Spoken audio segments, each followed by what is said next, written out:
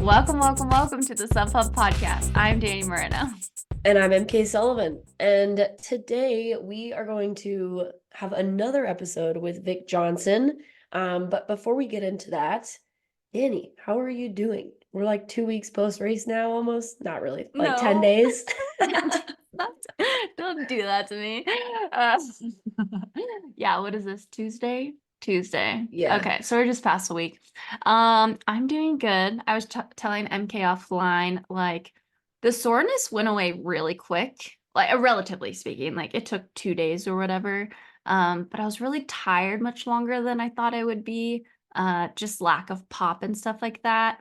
And then I'm very susceptible personally to like race blues. I don't know if there's an actual name for it, but like I think because I'm a very emotionally invested person. I have a lot of emotions. I'm a feeler. I'm 1,000% an empath. I'm very sensitive. And yeah, post the high of the race, then I kind of went down into like a little bit of a low for a couple days. And there was even a run where I finished and Mike asked me, he's like, "Are you okay?" And I was like, "I'm just sad." He's like, "It's okay." And he gave me a hug. And he's like, "But your body's okay?" I was like, "Yeah, my body's okay. I'm just sad. I'm just really sad." And then we started listening to this podcast. Sorry, this is going to go up. But Okay. we were listening to this podcast about like this guy and his dad, and like it was like a baseball story. And I cried so much during the podcast. We were on our way home from Big Bear. He's like, "Are you okay?" It's not basically saying like it's not that sad. I'm like, it's just I'm really feeling this guy's relationship with his dad. I don't even know this guy. But with all that being said, I think yesterday, which was Monday, I like started to maybe that was the low. That was like the rock bottom of it, and like starting to come out of it, and making training plans with my coach, I think like is helping with that, being around friends and stuff. So if you're a feeler like me and you're still a little sad, it's okay.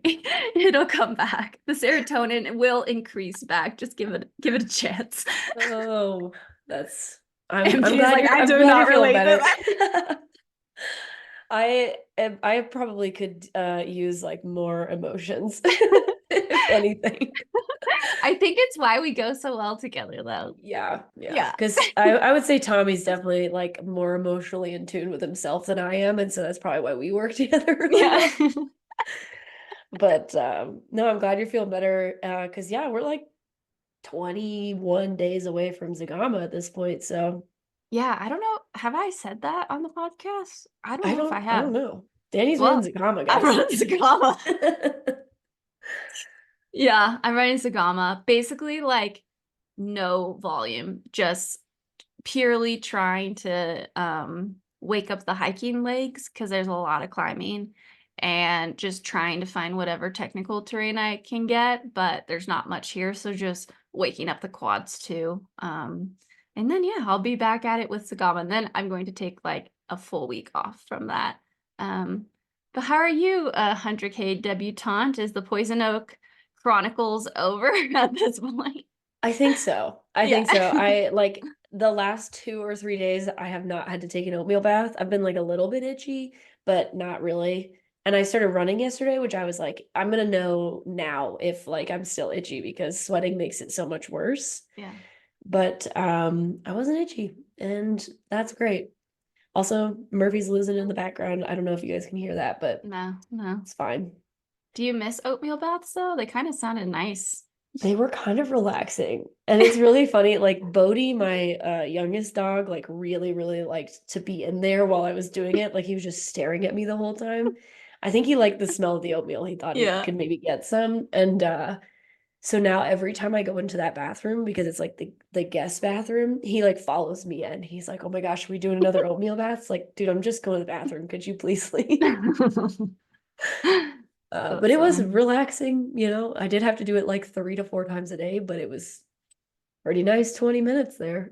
I mean, what else you got to do, right? Like, Literally nothing. yeah, Yeah. that's super nice.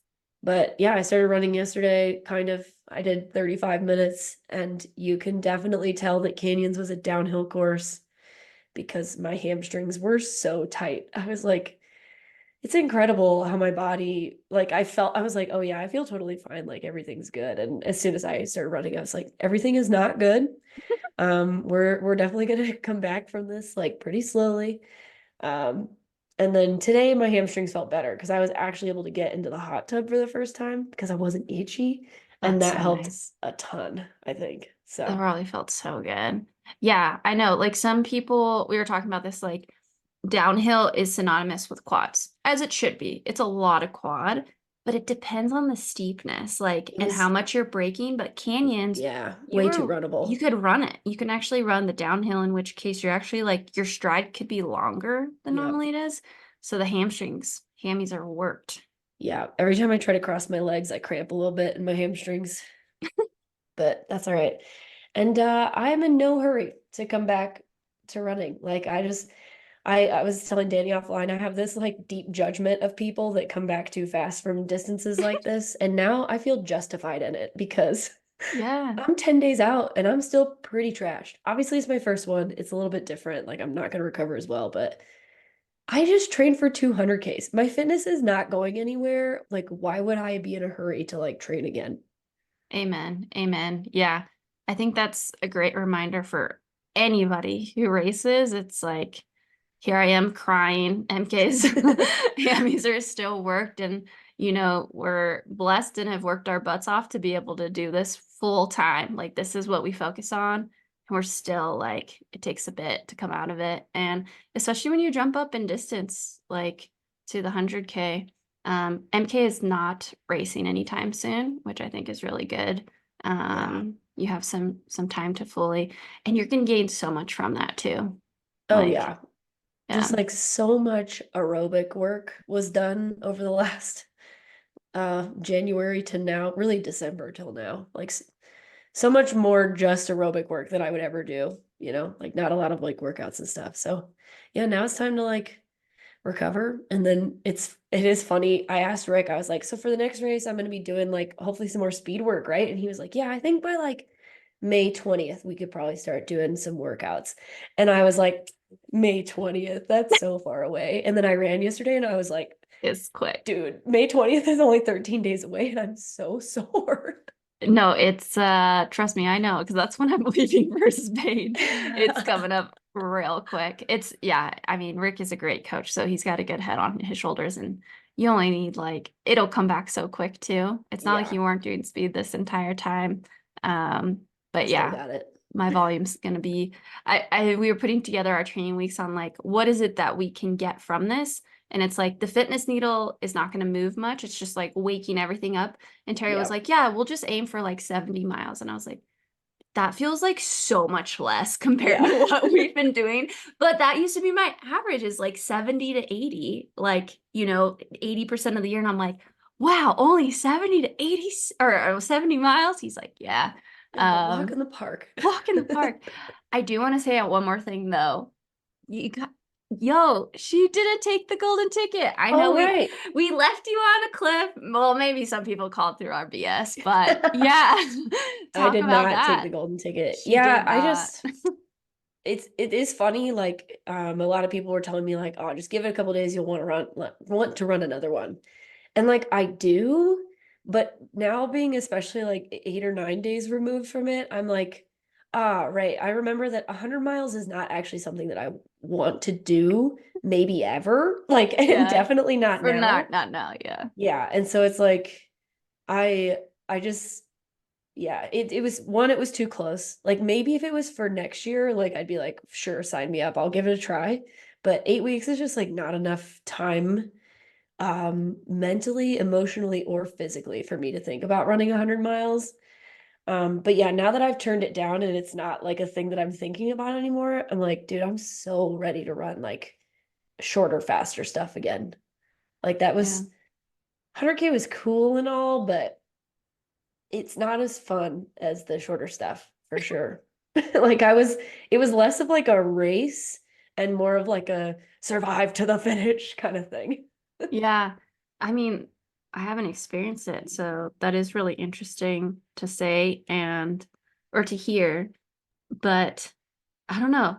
That I just think that's really cool that again, why we started the podcast is like it's all fun. Pick your challenge and stuff like that. And I don't know what else to say. I just think that's cool that you're craving shorter stuff after the longer stuff because a lot of times people almost convince themselves that they're like, okay, Gotta go I need up to do there. the next one. Like, what's the next Yeah. 100K I'm gonna do? And I'm gonna do it better. It's like, I'm gonna take a break from this. And I could see why that would happen because that was like the whole week that I had the golden ticket and was like, this is mine. I was like, I could do this, I could do it. And I was like, I could do it 100K even better than this time, which is obviously true. But I was like, no, actually, like 50Ks are pretty cool. Like just 4 hours of running as hard as I can. Yeah. I'm ready to go back to that. That's refreshing to hear because I'm like, oh, the 50Ks are hard. I was gonna ask you one more thing about it is a big something that was like highlighted by Run. Is that a new magazine or something, or is that rebranded from I think Running it must World? be like a news segment of just like Outside, outside. maybe? Okay. Yeah. That makes sense because I keep seeing that stuff. You said something like because it's 8 weeks, like transitioning, and then obviously you talking with Rick as well. If it was 12 weeks or 16 weeks, like I say you think, would have gotten at Black yeah. Canyons, right? Like, Yeah. And do you that's think what that Rick would and have, I talked about is like maybe at Black Canyons, it makes more sense. Like maybe we could have said yes. But the funny thing is at Black Canyon, I was like, I'm turning this ticket down. Like there wasn't even a thought in my head. Whereas like prior to Canyons, I was like, maybe I'd take it. yeah. So I think given 16 weeks, maybe. But again, now that I'm like removed from it, I'm back to like 100 miles not sounding interesting at all for like ever. Yes. Yeah. Yeah. Totally. Okay. So Cool. Well, who there you knows? go, folks. Third place ended up taking it, right? Yeah, Kareth Arnold ended up Yeah. taking the Which she's ticket, which nine is months cool. postpartum. 7 months postpartum. Talk about a Dang. badass. That's sick. Yeah, I just saw her post right before this because I wanted to double check, and she said she's like, I wasn't even thinking about taking it, but then I thought about it, I was like, yeah, let's go. Yeah, once you get it, once it's there, Yeah. it's like, oh shoot. Yeah, Get it. but Cool. Well, that's our little update, y'all. Another thing to update on is the Sky Race de Mathesines. This is the Sky Race that happened this past weekend. Again, just looks like a super cool race. Wicked fast start. They had a ton of snow. There's like really cool clips of that rope section that we were referring to. Um, what was interesting is it looked like they did almost like an out and back. I don't know if that's always been the case. Like they went around this rock, whereas on the Strava it looked more like a loop. I haven't looked at any much Strava, admittedly. But anyways, Nadir Maggiette, he's an Italian runner, was second to Francesco Pupi and Lavaredo 50K last year. He won in 2:25:43. Check out his Instagram reel. It just he looks like he's flowing. His flojo is wow, I don't know what I'm trying to say, but he's it vibing looks out there. he's vibing out there. Yeah, it looks incredible.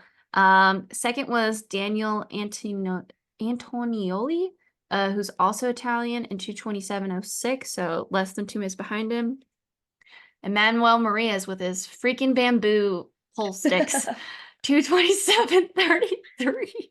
And I almost got second place. I feel like I was going through like the live updates on their story, and I think Manuel was like fully out of the conversation for like half of the race. And then at some point they were like, as expected, Manuel Marias now in third place. Just Probably hit that charging. downhill and just Yeah. like didn't even use ropes on the downhill, probably just like Threw slid himself. threw himself down. Yeah. We were joking that like if he had real poles, it wouldn't be fair to anybody. So, got to keep those bamboo poles in there. Yeah. Not Um, respect. How was the women's race?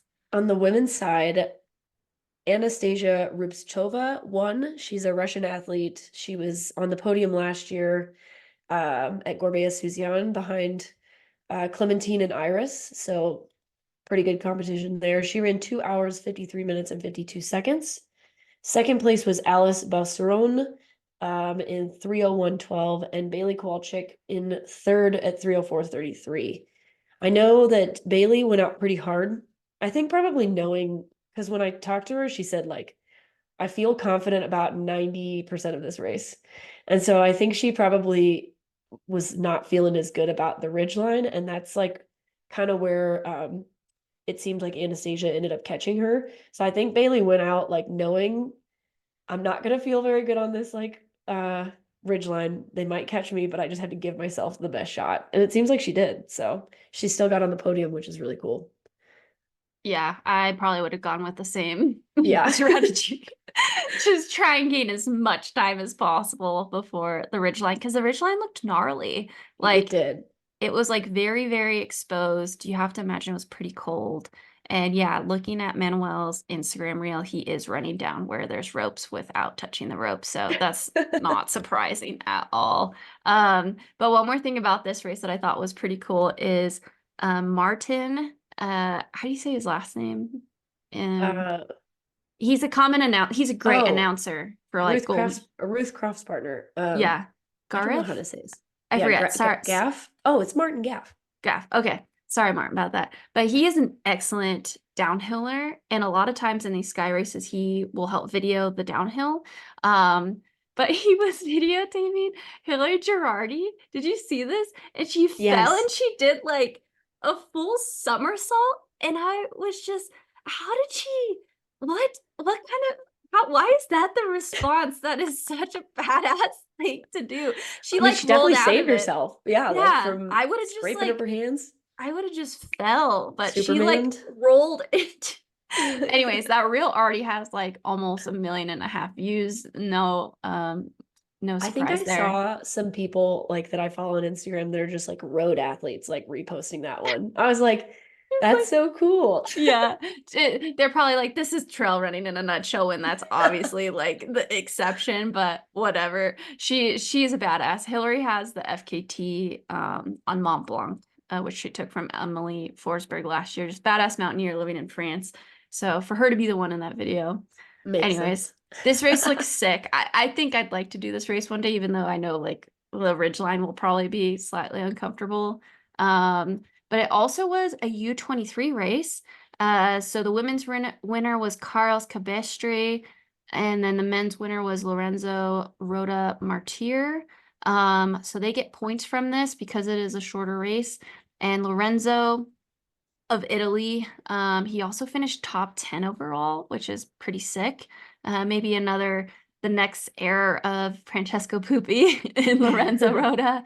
And then the women's winner, she was also, let's see. Oh no, that's it. She was just she was the women's U23 winner of the day. So that's awesome. Yeah. So that Sky Race Day magazines, we'll have another preview of the two upcoming races, probably next week, I think. And we'll do both of them. There's one more in France, and then the other one is in Mexico. Yeah. One thing I did want to note too is like Skyrunner, Merrill Skyrunner World Series. That is the technical title. Their video game, I think, has stepped up. Oh yeah. Like the reels that they're giving to athletes are super sick. Like any of the reels that you see from this race, besides the follow cam by Martin, is Skyrunner, which like we see very commonly with Golden Trail, but I mean, they're pretty compatible or you know what I'm trying to say? Comparable. Yeah. Comparable, yeah. And this is petty, but like Skyrunner doesn't have like the requiring you to Logo. have like the marks and the logos and stuff, which is like kind of cool. Like they're probably just paying their photographers well enough that they don't have to, maybe. I don't know, but it just Speculation. yeah, very, very speculative. But it looks smooth. Yeah, it looks smooth. And athletes like that Yeah, because it helps their branding and stuff like that with their peeps. So yeah, just wanted to point that it's looking super sexy right now. great job. All right, Vic Johnson. So we've had Vic on before, but if you haven't listened to our episode before, it was on February 23rd, and that first conversation with Vic was talking about fueling for trail races and really just covering like kind of like trail running fueling 101. But today we focused more on reds. But do you want to tell them a little bit about Vic? Yeah. Vic is a sports nutrition coach for outdoor athletes mostly, and he works primarily with trail runners, cyclists, triathletes, skiers, and other mountain athletes. He has degrees in psychology, public health, and dietetics. He, as we learned today, is primarily plant-based and has been for 15 years. So if you're somebody who's plant-based and also an athlete looking for some guidance, Vic is definitely your guy. We covered what it was, like what REDS is, who's susceptible to experiencing it, common symptoms someone may experience, eating disorders versus disordered eating, how nutritional needs of males and females differ, and a ton more stuff. So hopefully you guys enjoy our conversation, and I'm sure we'll probably have to have Vic on again some other time. Yeah, definitely. So enjoy this conversation with Vic Johnson. Hey all, Danny here, professional trail runner and co-host of the Subhub podcast. Last year, after getting sick before a big race, I started looking into natural ways to boost my immune system. So I embarked on a little research journey, trying out a few different options. And you know what? I found myself reaching for one set of products again and again, and that was Beekeeper's Naturals. And guess what? They are now a partner of the pod. Founded with a mission to reinvent the medicine cabinet, Beekeeper's Naturals offers an array of immune boosting products free from harmful chemicals and artificial ingredients. Their hero ingredient is called propolis. It's nature's defender of the hive, packed with antioxidants, vitamins, and minerals. While my personal favorite product is the throat spray, they also have lozenges, syrups, and a bunch of great options for kids. So if you're looking for a natural option to boost your immune system, consider trying Beekeeper's Naturals products. And be sure to use the code SUBHUB20 for 20% off of all of your orders at beekeepersnaturals.com. Now back to the episode. Hey everyone, before you dive into today's episode, MK and I just wanted to take a moment to acknowledge that this topic can be very sensitive and deeply personal. REDS, or Relative Energy Deficiency in sport, is not just a physical condition, but it can also impact mental and emotional well-being. We personally share some experiences that we have had through various ways. So just know that if you or if there is someone else struggling with disordered eating, overtraining, or other related issues to the topic, please, one, know that you're not alone. But two, that there are resources and professionals available to support you, like Vic. The aim of this episode is to shed light on this very important topic with understanding and with a commitment to fostering awareness and, garnering support within the running community. So if this is a sensitive topic, maybe skip over this episode. But if you are in a place that you feel ready to listen to it, please do. Vic shares a bunch of great information on REDS, potential indicators, etc. So yeah, we highly recommend listening to it. But please do listen to it with your own discretion. All right, now back to the episode. Welcome back, Vic. We're excited to have you on the show again. I'm excited to be here again. Yeah, today we are very excited because we are going to talk to Vic about REDS. This is a topic within kind of all sports, but especially in running, trail running, mountain running, we feel deserves a lot of attention and education, especially for those folks listening to the Subhub podcast and just any running podcasts in general. So we'll start out with kind of the basics first. Could you explain what REDS is to our audience? Yes. So REDS stands for Relative Energy Deficiency in sport. It's kind of a mouthful, so that's why we say REDS instead. You'll also see this referred to as low energy availability a lot of times too.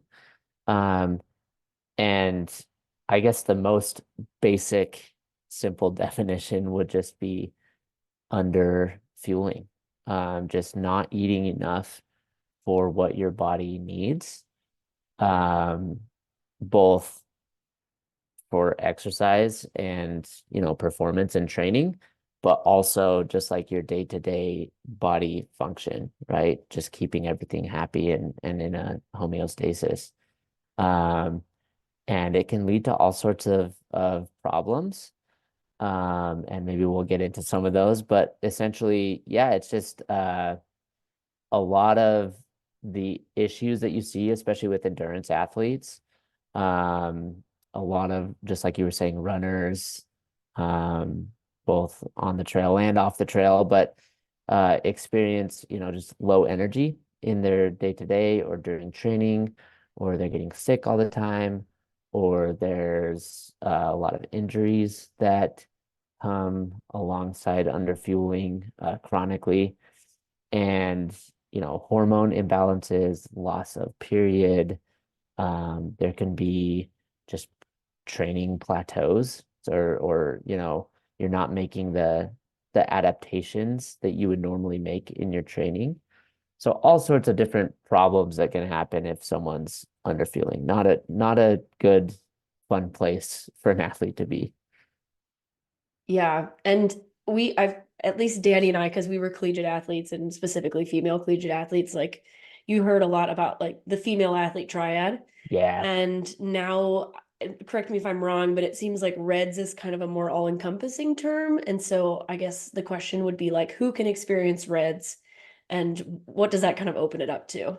Yeah, totally. And you're absolutely right. Like that is what people used to kind of know as this was the female athlete triad, which the three things in the triad are underfueling or low energy availability, um, hormone and reproductive health disruption, and then bone health disruption. Those were kind of like the three pillars of that. But then, yeah, researchers and coaches and practitioners were like, wait a second. This is also happening with males. And it maybe besides some of the, losing your period, but other reproductive stuff actually as well. So this is happening with males, but then also there's all these other body systems that are affected by this, not just bone health and reproductive health. And so then that's kind of when they expanded it to include more of these other symptoms and body systems that are affected, and they expanded the definition to be REDS. So yeah, this can really happen to anyone, male or female. And sometimes it's kind of sneaky, like you might be feeling okay, and you might even be performing well, or even the best you've ever performed. And then all of a sudden it's like wham, like stress fracture, or wham, like you're just not getting any faster, or you're sick all the time. And so it can kind of sneak up on you, especially if it's like a relatively small calorie deficit. So let's say you're burning this many calories just from your basal metabolic rate and your training and your activity, but you're only eating like this many calories. So it's not like that big of a deficit, but like let's say a 200, 300 calorie deficit, you might not feel that different day to day. But then over time, like after doing that for several weeks or months, like all of a sudden it'll just wreck you. And so it's not always like it has to be this massive deficit that happens. And sometimes people can even have a deficit and they don't have any of these symptoms. And they're probably the lucky ones. I would say that's probably less frequent. Like it's usually you'll see issues if people have a deficit long term. Or maybe they're just issues that they aren't directly correlating to their performance. Like if you're just getting sick all the time, but maybe you happen to have a kid Yeah. too, and you're like, is it that I'm Yeah. around And it toddlers all the is. time, or is it that I'm not eating? Yeah. It can be tricky to kind of sparse out like because yeah, it's not always like you could get a stress fracture and be fueling enough, right? So it's not always causation, it's more correlation. Um, it's more like if you're noticing these things chronically, that it's like I always like use the analogy of like a check engine light, of like you start seeing these things pop up and it's like, am I eating enough? And maybe like double check that and make sure that that's not the issue and that it's something else. Yeah.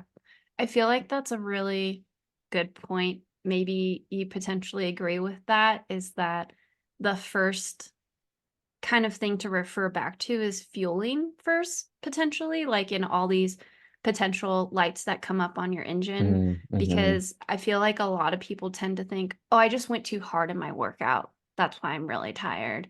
Or it's because I like overloaded with weights and stuff. And like those can be parts of it too.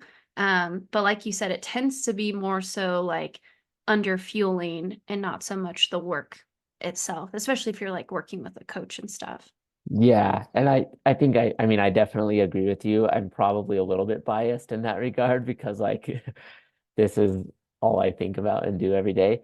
But yeah, I think so much of the time, like you hear about overtraining or like overtraining um athletes who are basically just overdoing it in their day to day and week to week, and it adds up.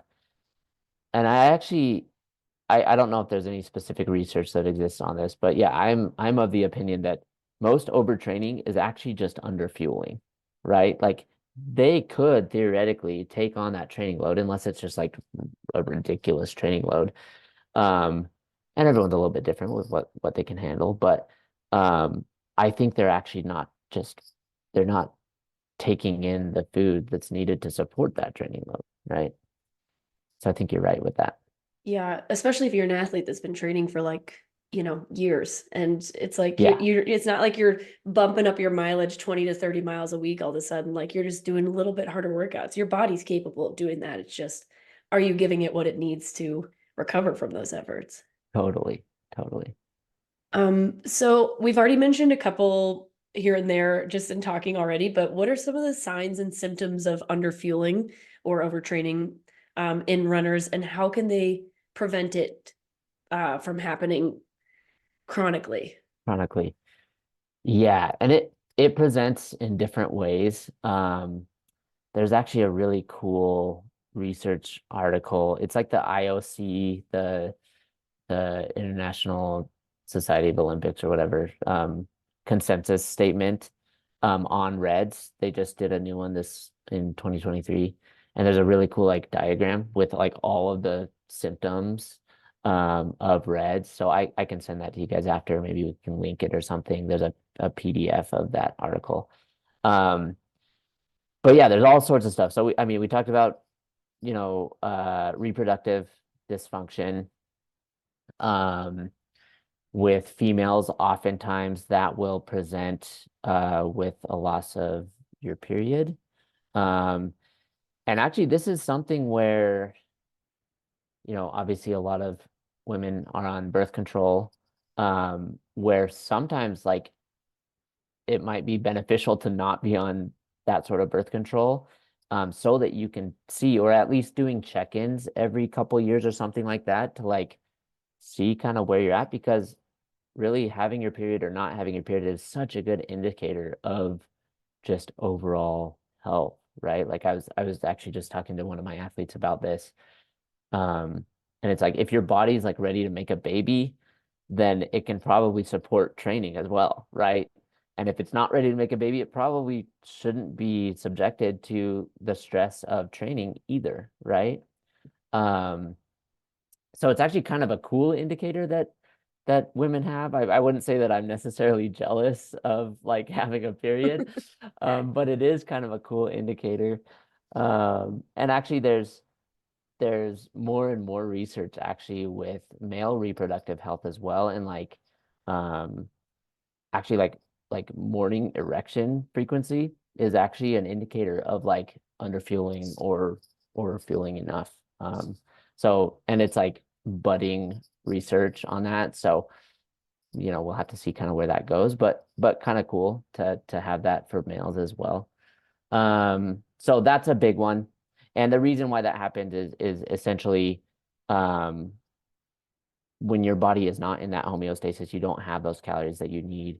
Your hormones go super whack, and the stuff that you need to make the right amount of estrogen and that sort of thing, luteinizing hormone and things like that are go down, and then that can affect all sorts of body systems, right? Um, and that actually kind of leads to into bone health issues as well, right? That can really affect bone density and the minerals in your bones and how that's happening there. So those are some of them. I would say probably the biggest, like, or maybe the first one that people notice is just lower energy, right? Like even if you're sleeping well, you know, you're not feeling energized. You feel like you're always tired, or you feel like, you know, an easy run that should have felt really easy, just like isn't easy. It just feels harder. It just feels like you're working too hard. And maybe that's represented in your heart rate or your heart rate variability if you're tracking that. Just things are just more taxing on the body than they should be. Um, Sleep is actually another one where I'll see a lot of times where athletes, especially with carbohydrate intake, it seems like if athletes are under fueling and they're specifically not taking in a lot of carbs in their day-to-day nutrition, and then they start doing, 200 more grams of carbs a day or something like that, they're like, oh my gosh, I can like sleep through the night just fine now. And it's like that affects everything, right? You're going to make your training adaptations better. You're just going to be in a better mood. So big benefits there from eating enough. Um, a lot of times it's tricky to know like if it's an overall calorie deficit or if there's specific nutrients that they're deficient in. And lots of times it's just both, right? But like usually if someone's under fueling, they're probably not getting enough iron either, right? And so like they're not going to make enough red blood cells. And so, their hemoglobin is going to be low and, maybe they're not getting folate and B12. So like, the size and shape of their red blood cells is going to be off. And so like, there's all these things that can affect, your hematological function, for example, that might have to do more with the specific micronutrients and not necessarily like just overall caloric intake. So that can be tricky too. But usually once you fix caloric intake, they're getting more of those things too. So, sparsing that out and doing blood work as well when there is, someone who might be at risk of REDS or low energy availability is really important too. Yeah, I think it is important too to also tie in for potentially newer athletes that intuition that comes with training as well. Like just because you're tired doesn't mean you automatically have REDS, and Yeah. trying to distinguish the two. And, I know MK, her and her coach, they use like the heart rate monitor to like help moderate like what the true zones are. And so if you're a new athlete, potentially doing that to figure out like where your true zones are. So if your heart rate is a little bit higher, the first day it happens, not freaking out and being like, oh my gosh, I must have REDS. Yeah. That it is continuous over time. So I think that's also good to know because we're especially nowadays we're all in the WebMD world where, you get a little sick, you're like, oh, I must have influenza, like the worst case possible. It's like, no, that's probably not what's going on. Yeah. So yeah, but I will say too, like with those symptoms, for me in college, like Vic said, it's different per person. For me, oh my gosh, my thinking abilities just shut down. And I had the worst grades I ever had in my life during the quarter that I was starting to have this energy deficiency, mostly because I wasn't feeling enough. And I couldn't figure out like why it was so hard to read. Like I couldn't sit down and like take information in, and I was convinced that college was just really hard for me for some reason. And I also had really bad like insomnia. Like I would just stay awake at night because it was really hard to fall asleep. With that being said, I know other people that never experienced that, like they experienced other things. So yeah, we'll definitely post that chart in there so everyone could see the plethora of things, because like I was getting my period still, which was really weird for a really long time. So yeah, but we did want to kind of touch upon something you mentioned at the end there was the blood testing, how that could be super helpful in determining this, and how like the size of the blood cells can change, etc. So if you were to kind of recommend, because sometimes you have to like pick, like Like which panels to look at. exactly, yeah. Yeah. Yeah, I have the benefit of working with athlete blood tests. I don't know if you guys are familiar with them, but they do great work and they do very specific panels for athletes and you can kind of customize them. So I've worked with them for years. It's really cool. Similar to Inside Tracker. I think pretty similar. They're a little smaller company. There's kind of a personal touch there that's kind of cool. But yeah, I mean, you can look at, usually I'll have the comprehensive metabolic panel done. Um, Most of the time we'll do a full iron panel, right? We'll look at iron labs, we'll look at ferritin, we'll look at hemoglobin. Um, and then with that, a lot of times and those, if you ask for an iron panel, they'll have all of that stuff. And usually comprehensive metabolic they'll have in most, even just your regular checkups, like you'll usually do that. But some of the ones that they don't always look at is B12 and folate and vitamin D. Those are kind of the three that I would probably suggest looking at, just because they can be so related to some of these symptoms that you see with threads. And it's really important to know like that those are dialed. And it's like I don't know what percentage, but the vast majority of the athletes that come through my program are low in like all three of those, B12, folate, and vitamin D. It's just like so common, especially vitamin D. Like everyone is low in vitamin D, especially if you live like in the mountains, like where we live, like I don't know, you might not see a lot of sun or There's that winter time of the year lasts where long. the angle's just not right for that vitamin D for like 2 Exactly. months. Yeah, and so yeah, checking that and making sure that's dialed uh is really important. Yeah, I heard recently, maybe you could debunk this for me, or tell me if it's true. So I had a vitamin D deficiency when I first moved to the mountains for, those reasons, it being winter, coming from a place where I was always in the sun, etc., and just not even thinking about it. Mm. Um, and I heard recently that you can like take too much vitamin D that it can inhibit your ability to absorb iron. Is that true? Because Yeah, it's not there's fat soluble or something like that? yeah, so you definitely need fat in order to absorb vitamin D. Which that it's kind of compounded if someone's also not eating enough of these healthy fats in their diet as well.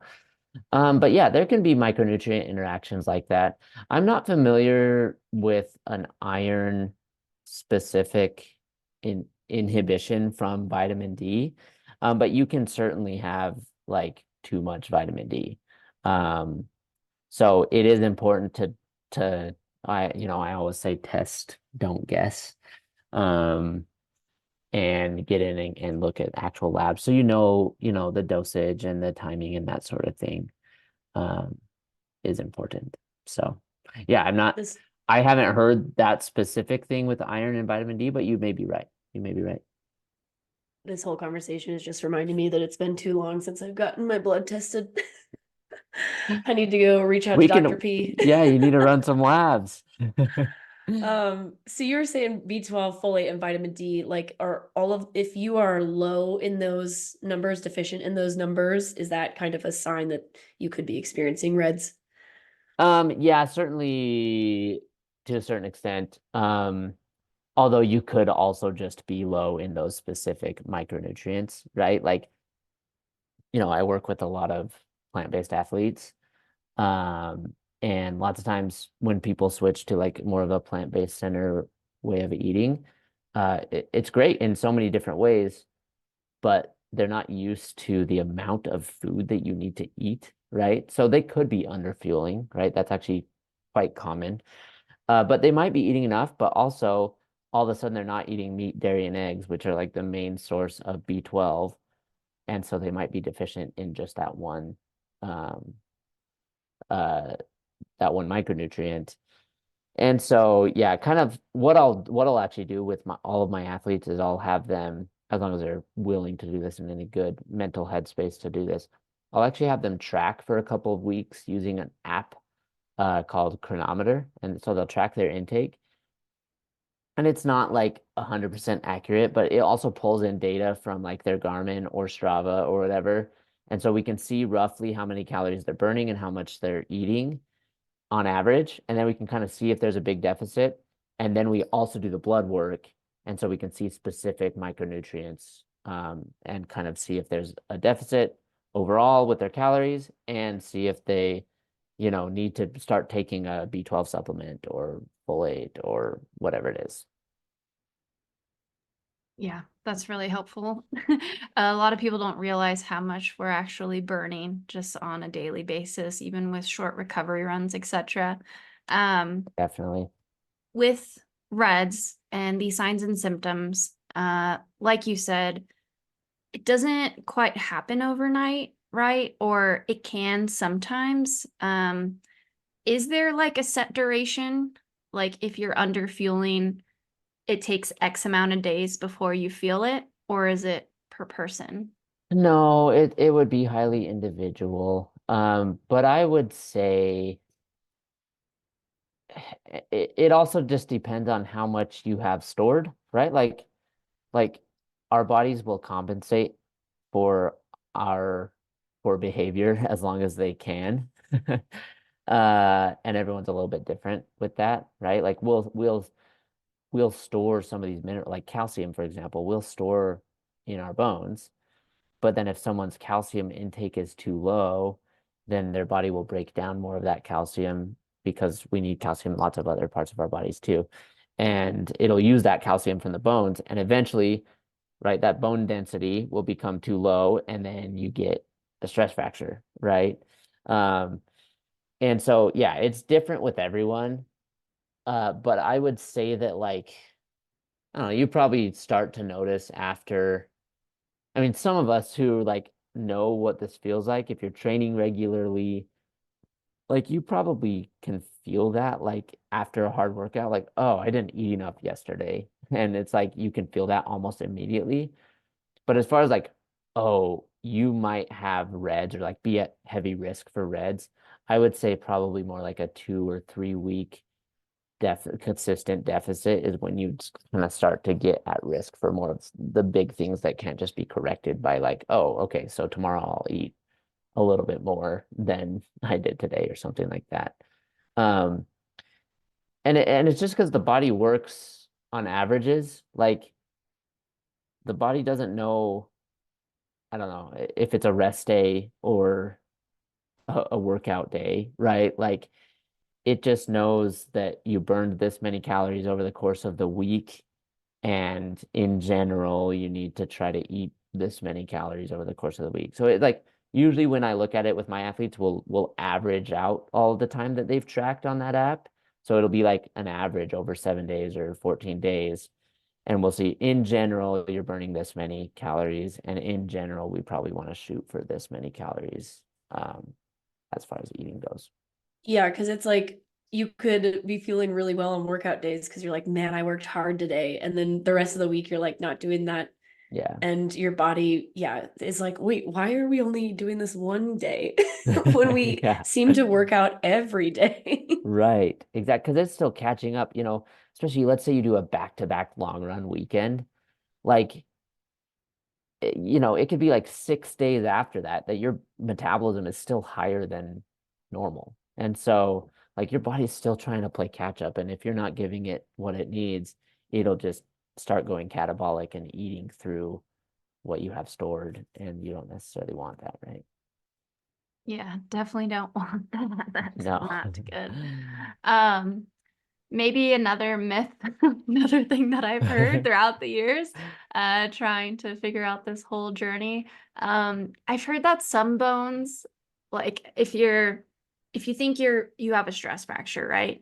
You like go to a chiropractor, physio, somebody, and they're like, oh, if it's this, that's because these bones are more susceptible to stress fractures because you've run too much or done too much. And these other bones are because of you're not eating enough. Like that certain Huh. bones are more susceptible. Okay, cool. That reaction I already Yeah, kind of like cleans I it. because I've haven't heard the I same haven't heard thing. that, but it could be true. I might just not know. I don't know. Whereas like above the knee is always kind of what people say is like underfueling, and below the knee is just like overtraining. I know that's not true. There we go. There we go. Because Yeah, same, same. so many times lower leg injuries are related to reds. Yeah. Um, so I know that's not true, but there may be specific bones that, are related more to that, but I kind of doubt it. Like the way that our body makes and builds and supports bones doesn't really matter where the bones are, it's going to do that similarly. So Yeah. I wouldn't put too much stock in that. You heard it here, folks. Even if it's your thumb bone, it's probably because you need to eat more. Yeah. When in Um, doubt, eat more. yeah, when in doubt, eat more. Why is it that kind of one more touch upon that is like the pelvis or like the pubic bone is like a really common one, unfortunately, that if people are under fueling that Yeah. tends to get a fracture. Why is that? Yeah, I mean, you hear that with Adam Peterman, coming off of his recovery heading into canyons or whatever. Yeah, I think it is susceptible to that just because there's a lot of stress on that, right? It's like central to our skeletal system structure. And so I think it can be one of the first ones to really feel that stress. Yeah, I feel like in an Olympic year, that's what you hear the most is like sacral Yeah. stress fractures, like every once a week somebody's got one because it's an Olympic year and people will do anything. Yep.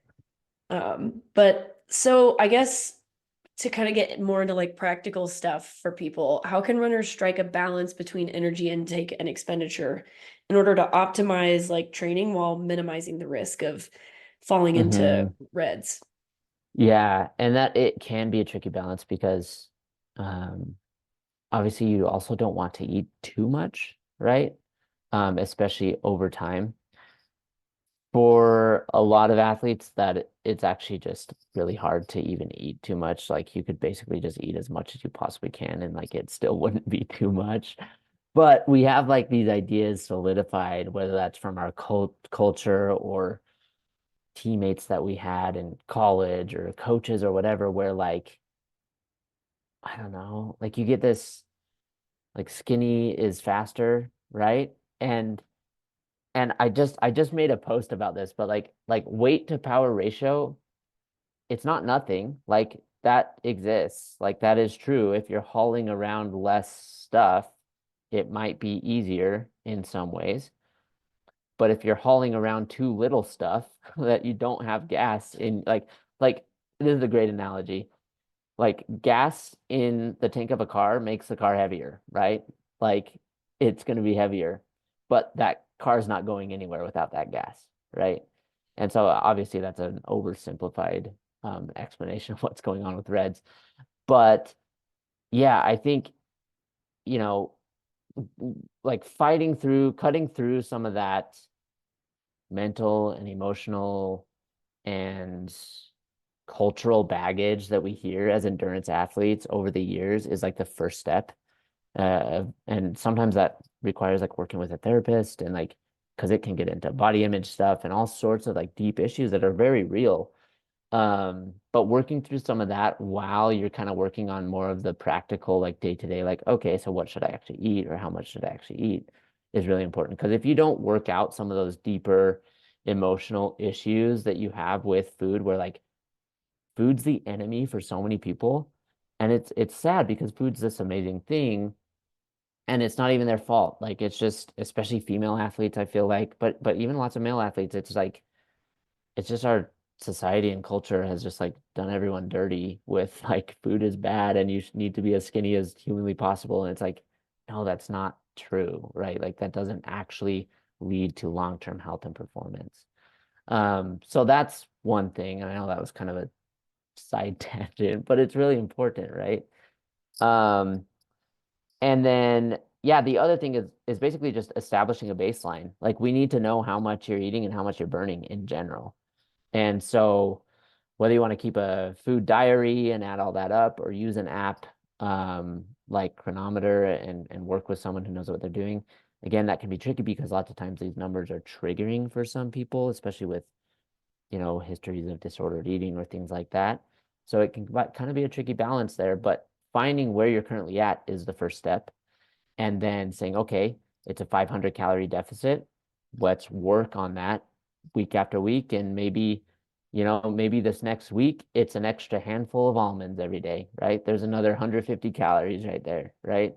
And it's just something that you kind of slowly chip away at until you're comfortable eating more food. Um, Hopefully that kind of answers that question. Yeah, I think that was good. And I'm wondering if like in terms of adding calories to your diet and like you were saying, kind of slowly doing it, do you find that with athletes or just people that you work with in general, that it's easier to just add in more snacks throughout the day rather than like focusing on trying to make meals Like bigger? bigger meals. Yeah, probably. And that's another reason why it's helpful to look at chronometer because we can actually see like, oh, you didn't eat breakfast 3 of the 4, or you had like coffee was your breakfast. And it's like coffee is not breakfast. Um, and so you can kind of see where we can start filling in some more of these calories. But yeah, snacking is a great thing. Like I'll tell athletes, don't go more than like 2 hours without eating something, whether that's a snack or a meal. Um, and then, diving more into specific nutrients as well. Usually athletes are underdoing the carbs. Like I mean, you probably know, but I'm like a massive fan of carbohydrate just because that's what the research shows. But so usually when they're trying to add calories, we'll try and have a lot of those calories be from carbohydrate rich foods. And they don't have to be, maybe some of those carbs are coming from more gels and drinks or whatever they're doing during training as well, but more whole food carbohydrates too. So, things like brown rice and whole wheat and legumes and fruits and veggies, right? Potatoes, sweet potatoes, things like that. And that might be in a meal, that might be snacking. Um, it really just depends on the individual and kind of where they're currently at with it. Yeah, definitely. Remembering that it's always a process and very individual and figuring out what works for you. And if you've struggled in the past, like that healing process can sometimes take longer. So you have to be really Mm-hmm. patient and kind with to yourself. Mm-hmm. Um, Personally, I have learned about myself. I get really bored with food very Mm, fast. So I have to constantly be changing my stuff up. And for me, like I love cereal. That's like one thing I definitely love, and that's just like my go-to So good. carb in between. So good. And I love milk. And so like before bed, despite that old wives' tale, like that is my favorite thing to do is just to buy different types of cereals and constantly change up that palette. Just to get like that extra bit of carbs and stuff, and the protein from the milk and stuff. So you gotta learn about yourself in a way that like gets you excited about these things and it doesn't feel, at least for me, like a chore, which I'm sure other people feels like that too. It's like I have to eat how much each day? yeah, um finding something that you love like that is perfect. Yeah, there's nothing wrong with an extra bowl of cereal before bed. Like occasionally maybe an athlete who's like really trying to lose weight and actually has weight that they can lose or something like that. Like maybe we want to be careful about timing around food, but like most endurance athletes who are just throwing down crazy volume, like yeah, you can eat whenever. If you wake up in the middle of the night and you're hungry, like go have another bowl of cereal. Like eat as much as you can, basically. Yeah, I think my go-to in college at least, because like I got to the point, I mean, you're in college, you like barely know how to take care of yourself. And I was running Yeah. like 80 miles a week and I was like, guess I'll just drink like 3 glasses of whole milk every day. Like just trying to get in as many calories as I could without cooking. Oh But man. I'd also cook on top of that. But that was like the first thing have when I would get home is like a glass of whole milk. And then I'd have one before bed. And yeah, Gosh.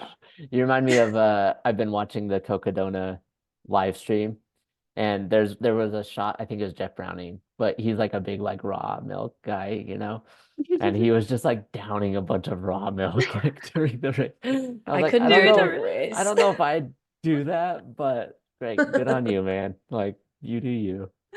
I love that.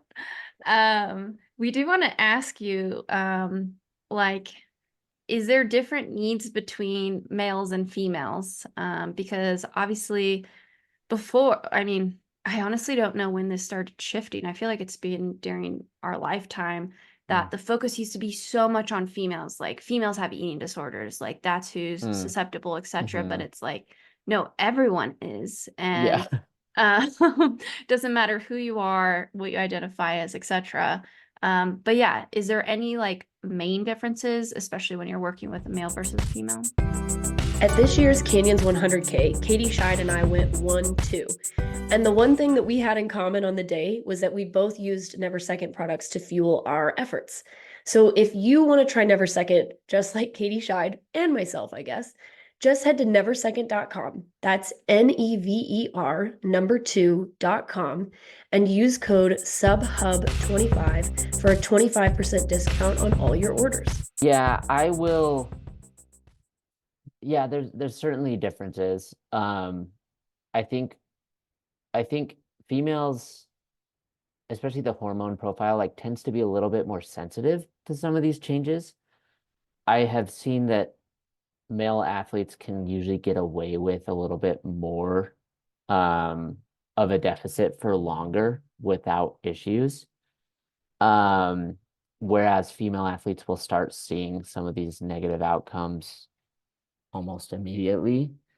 And so usually I'm just, yeah, I'm more careful. Like a smaller deficit with a female athlete is more concerning for me than that same deficit with a male athlete. Both of them, I'm gonna try to, optimize and help them eat a little bit more if they do have a deficit. Um, but yeah, that hormone profile is super important. Um, I would also just say like, yeah, there's a lot of pressure, outside pressure on males and females, but I would say there's just in our society and culture, at least here in the US, like there's definitely a lot of pressure on females to like look a certain way and have like a certain body type and stuff. And that's like athletes, of course, aren't immune to that. Um, and so like being aware of that and addressing that, I think is really important.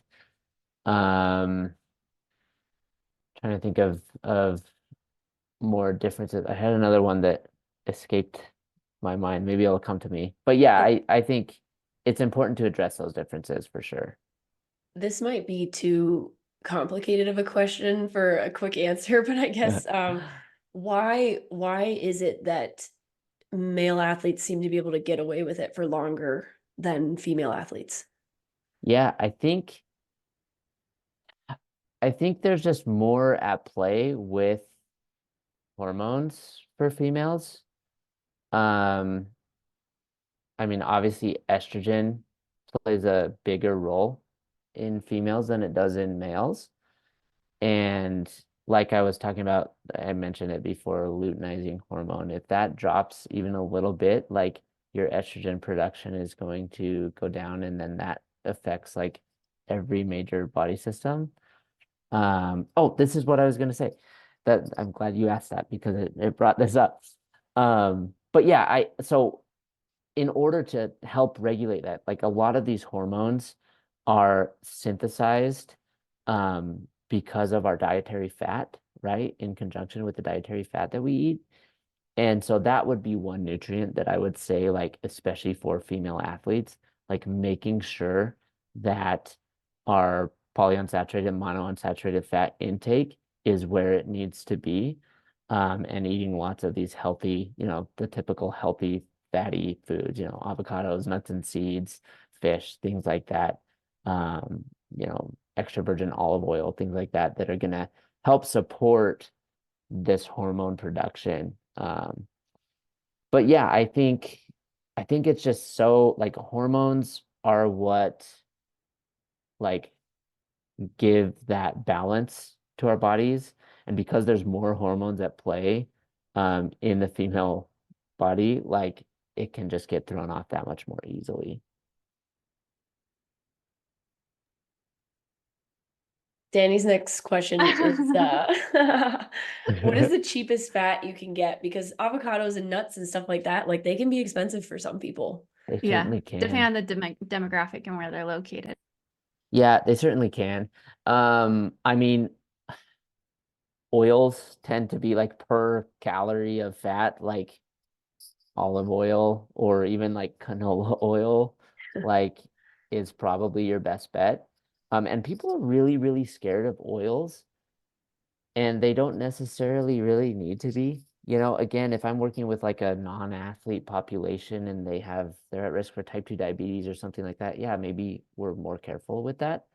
But if you're someone who's like under fueling and like needing to have more fat in your diet, like great, cook with more, like put more olive oil in your cooking or like on your salad or whatever, in your cereal, Danny. Just throw that olive oil in there. Um, Just shots of olive oil every just day. but like, yeah, I would feel like that's probably the cheapest way to get those healthy fats in there. Yeah, definitely. So I'm a big butter fan as well. yeah, Cooking yeah. with butter and stuff, which I think is great. Oh man. Talking about like fats and stuff like that. And thank you for attacking that male versus female. I feel like we can have an entire episode just Oh, on that. definitely. There's so much there. There's so much there.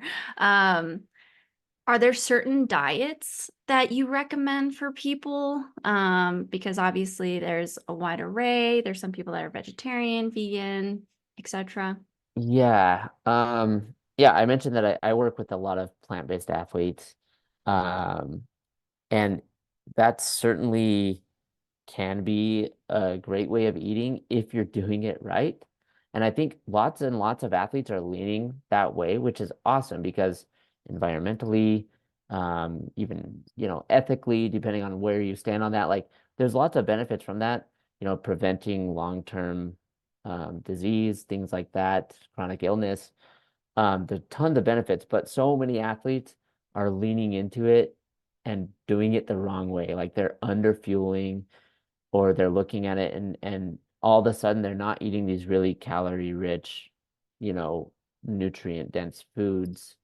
Um, and so they're missing out on those things, and maybe they're not replacing them, right? And so yeah, if you want to lean into a plant-based diet, awesome. I totally support that. But you gotta know what you're doing. You gotta do it right. And you can Yeah, feel awesome doing that. yeah, you have to eat an incredible amount of food as You like a have to eat a plant-based ton. athlete. You have to eat a ton. Yeah, I don't know if you guys knew this. I've eaten a plant-based diet for, I don't know, 15, 16 years or something. And at first I had no idea what I was doing. Like I'm sure I had reds and like was doing it all wrong. But over the years, I've learned what it takes to do that. And yeah, you got to eat a ton of food. And luckily I love eating food, so that's no problem. But like, yeah, you can do it, but you got to make sure that you're doing it the right way. Um, yeah, I usually when athletes are cutting out a major food group, they're going to run into issues if they're not compensating for that somehow. And most people just don't have the education or the background that they need in order to do it correctly. And so whether that's like the ketogenic diet, or which I probably wouldn't recommend for most athletes just because carbohydrate is so important. Or the vegan diet, like, polar ends of the spectrum, like you could make those work, but it's challenging. For most athletes, it's probably easier to find somewhere that's just kind of a well balanced diet where you're including most foods, you're not being too restrictive on anything. Um, it reminds me of some of the research that I did in that lab at NAU that I used to work in. We would work with the football players, and we would do like these food frequency questionnaires and like have them um like track their food. And these football players had like an 800 calorie deficit on average. And it was like, that's like a whole meal at least. And these are football players, like they're trying to bulk up, like get big. And so for them, it was like, we don't care what you eat. Like just eat enough. Like it could be the crappiest food ever. Just Yeah. eat food. Just eat more of everything. Like if that's Twinkies, great. Like do what you got to do. And then once you start eating enough, then maybe we start talking about more like nutrient density is a good way of saying that, like foods that are going to actually provide, they're not just like empty calories, like they're providing vitamins and minerals and fiber and things like that. that we all need. But the baseline is just like eat enough of whatever you'll eat. And you alluded to this, like in college, people just aren't good at cooking for themselves, or they're living on their own for the first time, and it's like it's challenging, and so a lot of times they're eating out or whatever, and it's like just eat enough and then start focusing on like where that food is coming from. Yeah, 100%. Um, that's awesome that you're plant-based. So if there's any listeners out there who are plant-based and want to, talk to Vic, he has firsthand experience. I was vegan for 3 months, three Nice. whole months. And I did it terribly incorrect. And it was one of those things where, the first month I was like, this is awesome. I feel amazing. Because I was eating more vegetables and fruits than I ever had in my Yeah, entire yeah. life. And then my energy plummeted so fast Oh, after that because so common. I just wasn't eating enough. And I was like, well, Yep, I don't know how yep. to do this correctly. So we need to switch things back. But it took me like 6 weeks to get my energy back. To get And back. Yeah, yeah, totally. it just plummeted so fast. And, talking about just getting the food in too, like in college, I definitely was not eating enough, but I forget what it's called, but this is actually a thing. You probably know the name of this, but I was so fixated on like eating healthy Mm, that when I didn't bring enough food with me and I would go to say like the on-campus deli, I was like, well, I can't eat any of this, even though I was yep, totally. hungry. Totally. And because I was so fixated, I'm like, well, it's not whole foods and stuff. And then, over the course of that time, my energy plummeted again. And I Yeah. remember someone was like, no, you just need to eat something, even, Yes. but I was scared of it. I was like, but it's not healthy enough for me. Yep. Yeah. Yeah, no, that term where you're like, there's very strict food rules, or there's like fear around food. That's called orthorexia. And it is, classified under, disordered eating. It's not necessarily like an eating disorder. Those are actually slightly different things. But yeah, it's basically where there's like you're scared of different foods, or like what they'll do to your body. And it brings up a good point of like it's way more like nutrition is never black and white. Like it's always somewhere in the middle, right? Um, and that's just how the body works. Like I don't know. Like it's way more about what you're adding to your diet. Like you mentioned, when you ate a plant-based diet, like all of a sudden you were eating all these nutrient-dense foods. And someone could eat like a standard American diet and also just add all those nutrient-dense foods and get most, if not all, of the benefits from eating a fully plant-based diet. Now, again, there's might be other reasons for that, whether those are environmental or ethical or whatever. But yeah, it's way more about like adding to what you're doing rather than like, oh, this food is bad, this food is bad, this food is bad, if that makes sense. Yeah, definitely. I'm somebody who needs to like add all those nutrient dense things to my diet because yeah, I'm just like, what is a fruit? Like I'll eat spinach and stuff, but fruits are like they're a real jump for me. A real challenge. You can just do fruit flavored gels. How's that? Yeah, that's the same thing I think, or like fruity pebbles. Oh yeah, exactly the same.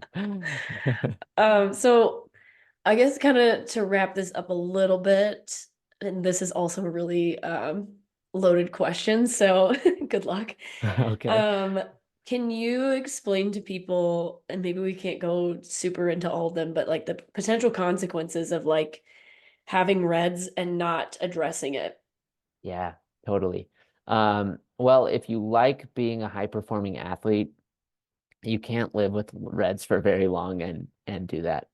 Um, you'll probably one of the first things that you'll notice is yeah, your training response. Like you might be putting in really solid training, like you're doing the speed work and you're doing the intervals and you're doing the long runs or whatever you're doing, and you're just not getting stronger or faster. Like but you're doing more and more and more, and like it should be making changes. But essentially, if you're not giving your body the building blocks to like build those new mitochondria in your cells or new capillaries, right? Like if you're not giving your body that stuff, then it's not going to be making the new red blood cells, and it's not going to be making these adaptations because it doesn't have what it needs to do that, right? So that's one of the biggest negatives of going a long time with, with underfueling, is that you just won't make those training adaptations. Um, Another thing is like, yeah, recovery times go way down. Um, you basically will do a workout and you'll still be super sore from your previous workout. Now, some of that is normal, right? Like delayed onset muscle soreness is just part of that muscle response and adaptation to the stimulus that you're doing. But if that lasts for too long, or if you do a race and like, let's say 6 weeks later, you're still like really feeling it, it's like, again, that might be a check engine light of like, maybe we need to be eating a little bit more. Um, so yeah, that's as far as like an athlete's life, that's what I would say is like you just won't be able to perform as well. Um, you also probably won't enjoy just like baseline health, right? Like you might not be sleeping well, your hormones are all whack, you might get injured, your immune function goes way down when you're not eating enough. So you might be getting sick all the time. Um, so yeah, just stuff that we don't want to happen. And so avoiding that in the first place is probably the best way to go about it. Yeah, definitely. And remembering that it's not just immediate effects too, like it could have effects on your long-term health, Hmm. for things down the road. Like unfortunately with women, it can affect your ability for childbearing Hmm. potentially, depending on how long and chronic it could be. So not something to really mess with, at least for No, sure. no, big time. Um, I thought of one more yeah. common one that I should throw out there, like a symptom or challenge that athletes have with this. A lot of times poor digestion is a sign that the athlete hasn't been eating enough. And so people with histories of disordered eating oftentimes have a lot of GI issues while running or before a race or during a race. Just because, all of that digestive tract, that's all muscle, right? And it's almost like a use it or lose it type thing where like if you're not stressing and exercising that muscle with enough food in general, like it's not going to become very good at processing fuel and processing food, before and during events either. So if you're someone who's prone to like GI issues, whether that's in sport or outside of sport, like that can be something where you look at as well. And the fix for that is eating enough long term. Like it does tend to take a long time to like, I don't know, regain that GI function, or full function. But it is an important thing to note if you do have some of those issues. And it's not always related to underfueling, but it certainly can be. That's super interesting. I did not know that at all. That is a great one, especially in Yeah. ultra running Yeah. when potentially someone can't quite figure out what's going on with their GI issues. Um, Kind of to wrap this up with you, Vic, what kind of relationship could people, or if someone is experiencing REDS or, want to try and prevent it from ever happening, how do you partner with people potentially, and how Mm. does that conversation get started? Yeah. It's very common for athletes to reach out and be like, I think I might have REDS, or I think I might not be eating enough. Um, and so I'm very used to helping athletes with those issues. And again, usually kind of establish a baseline and find out how bad it is. I'll ask them about their symptoms and kind of what they've been dealing with. And then we'll kind of determine like, okay, this is like a pretty serious issue. Is that rooted in some of, more of these like psychological, um, cultural, social things that are happening, deep down, emotional? Or is this just a simple like some people just like forget to eat or like they're not thinking about food all day and like they're get really busy and it's more just like a logistical thing. So kind of figuring out where the root of that problem is coming from. And then yeah, just slowly, call after call, if we do a call every other week or whatever, we're kind of chipping away at that issue and helping them over time correct those challenges or overcome those barriers that they're facing. Well, thank you so much for joining us again. And I feel like, yeah, again, this is such a deep topic that it's like hard to not talk about it for like 3 hours, but we appreciate your help and hopefully people can learn some stuff from this pod. It's always super fun coming on with you guys. So thanks for having me on. And do you want to plug your social media real quick before we pop Why off? not? I mean, you guys already did it for me several times, but yeah, let's. So on Instagram, I'm Mountain Sports Dietitian, Vic Johnson. You can find me there, or MTN, mountainsportsnutrition.com. But honestly, Instagram is probably the easiest way to get a hold of me. Well, thanks so much, Vic, for talking about Reds, and we'll have to have you on again after this. Awesome. Thanks, everyone. This has been the SubHub Podcast, and don't forget to like, comment, and subscribe on YouTube and Instagram.